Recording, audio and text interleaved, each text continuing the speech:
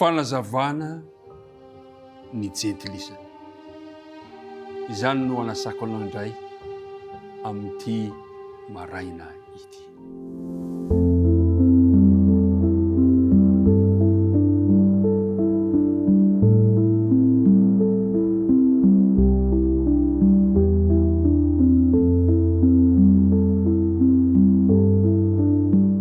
Raha tafahoana dia mitsiky.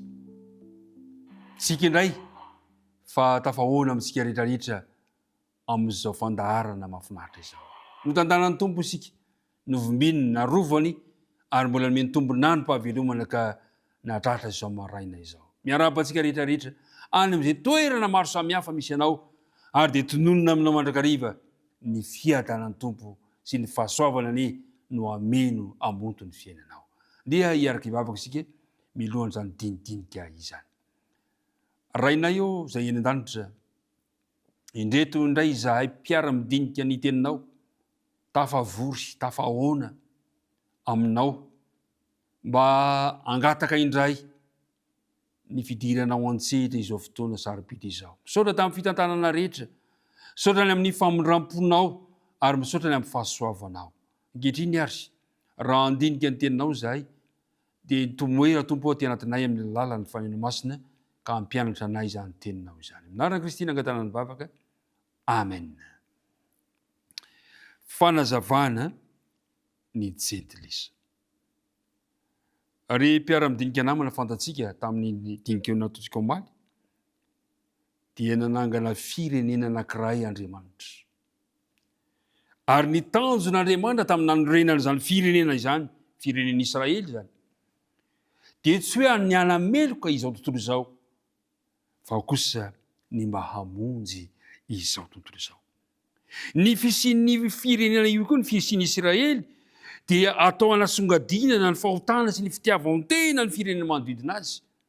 Ary aneo ihany koa ny toetra masin'Andriamanitra ka hahatongan'izy ireo mba hanana hetaheta, hanan'izy ireo, hahatongan'izy ireo hanana faniriana, hanatona ilay Andriamanitra. Ny tanjon'Andriamanitra tamin'ity firenena ity dia ny ampiseho ny toetra n'Andriamanitra amin'ny fiainan'izy ireo. Dia ilay fiainana izay maneho ilay hoe mitandrina ny didin'Andriamanitra sy ny finoanan'i Jesosy. Izao no voalaza mantsy ao amin'ny Apokalipsy 4:20. Apokalipsy 4:20 ka ny andininy 12. Indro ny faharetan'ny olona masina. Dia izay mitandrina ny didin'Andriamanitra sy ny finoana an' Jesosy. Izany toetra izany no tian'Andriamanitra aseho an'ireto vahoakany ireto raha nanangana ity firenena ity Andriamanitra. Ina tokoa moa no zavatra nitranga. Raha toka nanao araka izay tokony nataony tokoa ny Israely, dia azo antoka fa nanantona tamin'ny mpitiavana sy tamin'ny mpifaliana ireto vahoakan'Andriamanitra ireto sy tamin'Andriamanitra ireo firenen-kafa, ka nitady ahafantatra misimisy kokoa ny momba an'Andriamanitra. Saingy indrisy fa tsy nanao an'izany izy ireo. Inona ny andry azy? Fahababoana, babony babiloniana izy. Satria tsy natoky reto vahoakan'Andriamanitra reto. Tamin'izay fotoana izay, indro Jesosy kosa nefa no ny rain'Andriamanitra ho fanehoana farantampony toetran'Andriamanitra. Jesosy, ilay olombelona tonga lafatra, ilay olombelona izay naneho an'izao tontolo izao ny fitiavan'Andriamanitra. Izao no voalaza eo amin'ny filazantsarany izao na 7:4 sy ny manaraka. Itsika tsy anjery izany. Hoy izy hoe, fa toy izao no tiavan'Andriamanitra izao ny tontolo izao. Nomeny ny zanalay tokana mba tsy ho very izay rehetra mino azy fa hanana fiainana mandrakizay. Fa Andriamanitra tsy naniraka ny zanany amin'izao tontolo izao hanameloka izao tontolo izao, fa mba hamonjeny izao tontolo izao. Izany no tanjon'Andriamanitra. Hamonjena izao tontolo izao. Nanangana vahoaka Andriamanitra, nanangana vahoaka Jesosy ny fiangonana izany. Ny antony dia izao, mba hamonjena izao tontolo izao. Ry mpiara-midinika namana, tahaka ny tanjon'Andriamanitra tamin'ny nananganana ny vahoakan'Israely, no faratapony tanjona ihany koa nanorenan'Andriamanitra ny fiangonana ankehitriny. Irian'Andriamanitra mantsy ny ampiasan'ny vahoakan'Andriamanitra amin'ny fiangonana mba hitaomana ny mpanota ho eo amin'ny Kristy.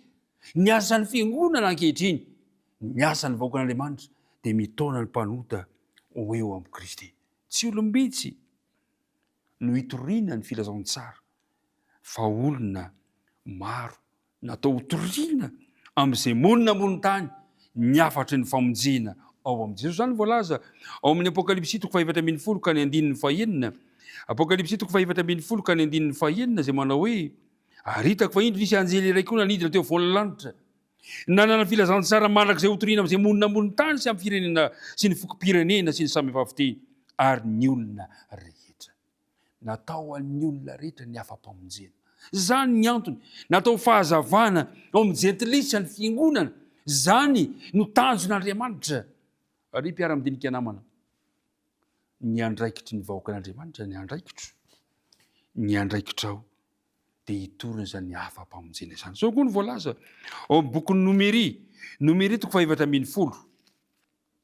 Nomery 4:10 Nomery 4:10 ka ny 7:10 sy ny manaraka. Zao ny voalazany: ary ankehitriny aoka iseho ny alehibe ny herin'ny tompo arak'ilay tenina hoe: maro-po sady be famondram-po mamela heloka sy fahadisoana, kanefa tsy mety manamarina ny meloka fa mamaly ny heloko ny ray amin'ny zanaka hatramin'ny zafiafo sy ny zafin-dohalika. Inona ny tinitenina amin'izany teny izany? Natsoina ity vahoaka ity ao amin'ny 9:20.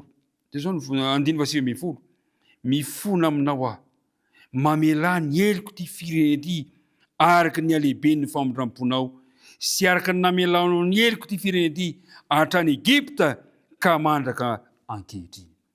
Ny andraikitry ny vahoakan'Andriamanitra amin'izao fotoana izao an'ilay firenena rehetra, anjaranao mivavaka ho an'ny firenena.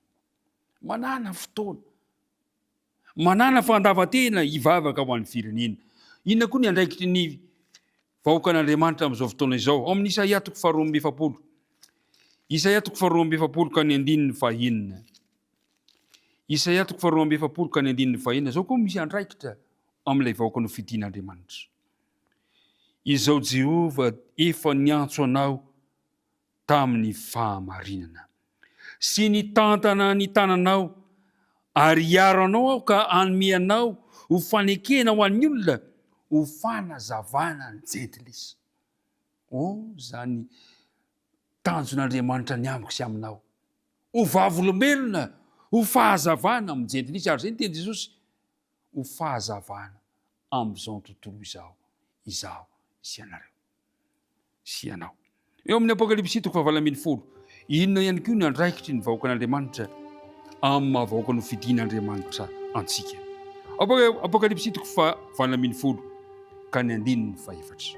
Zao ny voalaza le teny: ary nario feo ray koa avy tany an-danitra nanao hoe: miala aminy ianareo ry oloka mba tsy ombona anareo ho taminy, ary mba tsy hisy azo anareo ny loza manjo azy. Andraikitsika ihany koa ny mitaona izao tontolo izao, mitaona ny olon'Andriamanitra hiala amin'ny fahazaran-dratsy, hiala amin'ny fikarazana faratsy. Inona no antso ataoko aminao androany? Miantso anao Andriamanitra, mitsangana miazava, mitsangana miazava. Indro antsoina ianao ho fanazavana amin'ny jentilisa. Ny tompony ombanao, hitantana anao, ka noho ny aminao dia hisy fahazavana manodidina, hisy fahazavana izay miparasaka, ary hisy famonjena ho an'izay miarabelona aminao, satria nantsona ianao ho fanazavana ny jentilisa. Ombanao tompo amin'ny fanapa-kevitra raisinao androany, hitantana ny fiainanao izy naiza misy anao androany. Hivavaka isika. Andriamanitra rainay izay ny an-danitro, misaotranao izahay noho ny amin'ny teninao, mampatsiahy anay ny andraikitra misy aminay amin'ny mahavahoakanao anay. Izahay tokoa mantsy no vahoaka no fidianao indray amin'izao andro farany izao, ka antsonao izahay mba ho fahazavana Nantsonao zay mba hivavaka ao amin'ny firenena, ary nantsonao zay mba hitona ny olonao hiala amin'ny faratsiana ka hiverina hiantoraka eo amin'ilay fahazavana zao tontolo zao dia Jesosy Kristy zany. Tantano izahay, ampio izahay mba ho tratranay izany tanjona izany. Petraka-piatananao ary tontolo andro ray androany, aza mafoina masaraka anay. Anaran'i Jesosy. Amen.